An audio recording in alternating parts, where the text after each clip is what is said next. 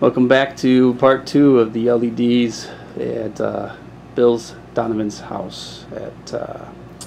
What we have here is a 300 and what? It's a 330 gallon. 330 gallon hard coral SBS tank, and on this system he has his own. He built his own wave boxes. He's got 2 of them here. And he also has it all set up with his LED fixtures. He's got a couple banks in there. I don't know if they'll show up. There's 1, 2, 3, 4, 5 banks of LEDs in there. And everything in here is obviously growing extremely well. Bill, you've been happy with this setup, haven't you? Very much. I used to have some T5s to augment the LEDs. Okay. But I pulled them and saved some extra money. Because the run. Go ahead, sorry. Yeah, I used to have 3 160 watt VHOs, 2 400 watt halides, and 1 250 watt metal halide running the system, with the total amperes of 25.6. So I have a 30 amp circuit just to run the lights on this tank. When I switched over to LEDs, I'm now pulling only 12 amps. So I've cut my electricity in half. Yeah, and then now you don't have to buy the bulbs anymore. You don't have to. These bulbs are good for approximately 11 years. Right. It's 50,000 hours. I run them 12 hours a day, so I should see 11 years out of them. And then at the 11-year point, they don't burn out. They're just rated at 75% of their original value. So these LEDs are definitely the most cost-effective way to light your aquarium. Another thing I noticed too is that it's extremely quiet in here. You redid your basement here so that you could have everything kind of plumbed through the wall or outside to your fish room, which we will get to. But that's obviously something that, if you're looking to get really serious in this hobby, to do something like that for your basement is obviously very beneficial, because this is your office. You want to concentrate and just look at your tank and getting your zone working, and then doing that is obviously something very beneficial. Now these DIY wave boxes, is this something that I've never seen this on your site, but is it something that was pretty easy to do? Did you glue your own acrylic together? Yes, and all that? It was basically a Home Depot project. Okay. It cost about $25, and it's 2 Tunzi stream pumps in there. Right.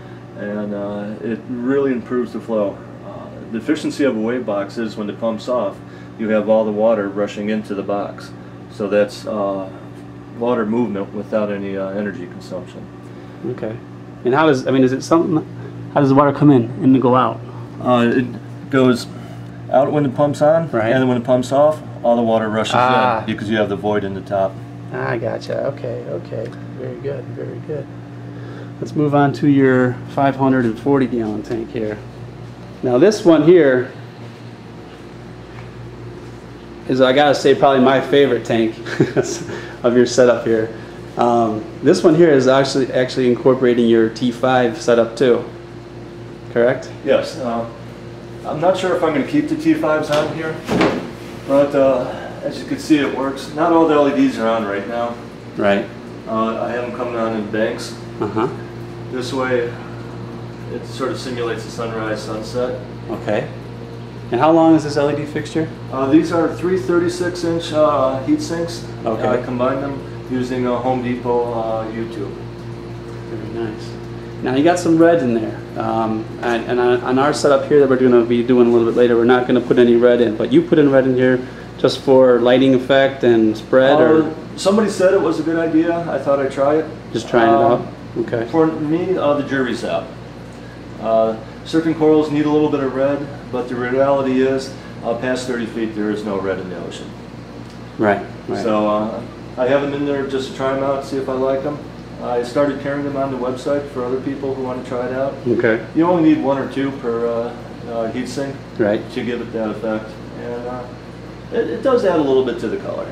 Very nice, very nice.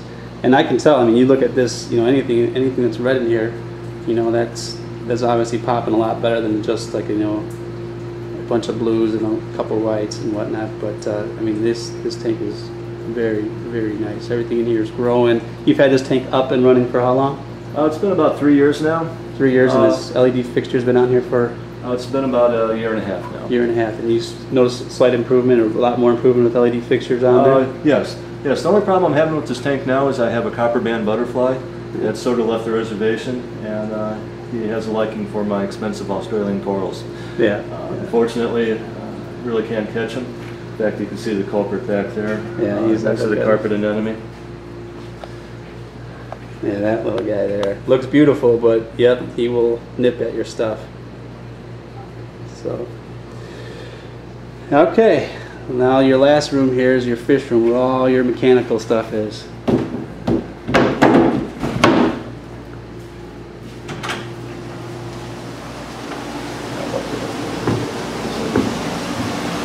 Alright, and now like you said, everything was all pumped in through here. And just break me down of how it comes in and whatnot. Everything comes up on the go.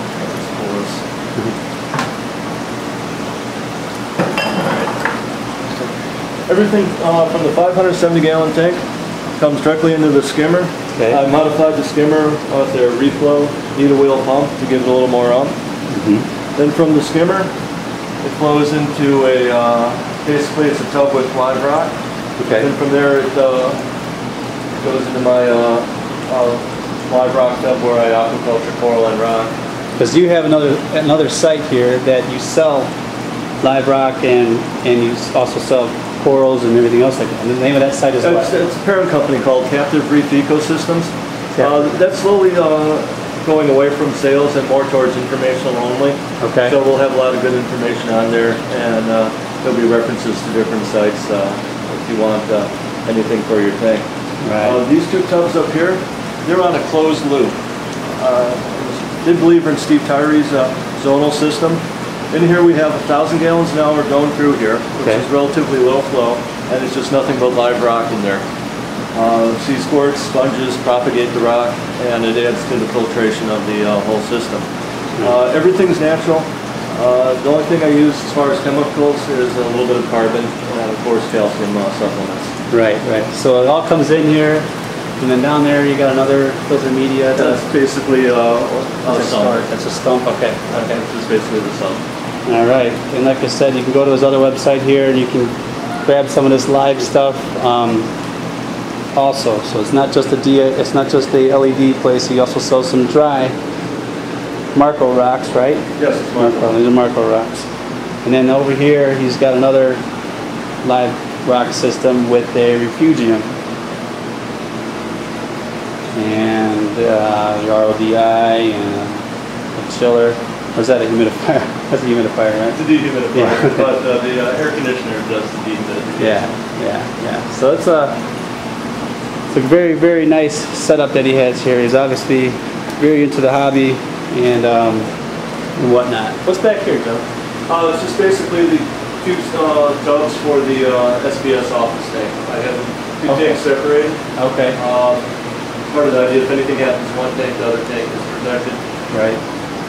Very good. Very good. Okay, guys, and you got your lighting here, and then this one here has. What's the difference between this tub and this tub? They're basically tied together. I used to have a bunch of corals in here. Okay. This one's lit by a single 400-watt metal halide. Okay. In a situation like this, the metal halide is slightly more efficient based on the amount of spread it covers. Mm-hmm. We got the same light out of both of these. However, I'm only able to light this with the LED fixture, but I'm able to light this whole thing with the metal halide. Right. And what kind of bulbs in that halide? I'd say 10K, 10K. XM.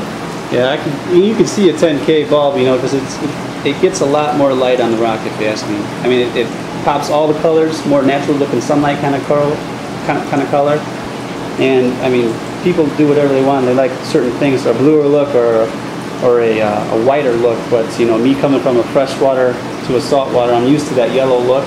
So I may be leaning my fixture up to a a whiter instead of a bluer kind of thing. Yeah, that would be the 1-to-1, one blue for every one white ratio. Right, and then we'll go and start part 3 here, and we'll go through and do the step-by-step process of the solder, the sticking the LEDs back to the heat sink themselves, and make it so that you guys are comfortable to do it yourself and go to Bill's website and buy the fixtures, and he can help you and ask any kind of questions and answer them, no problem.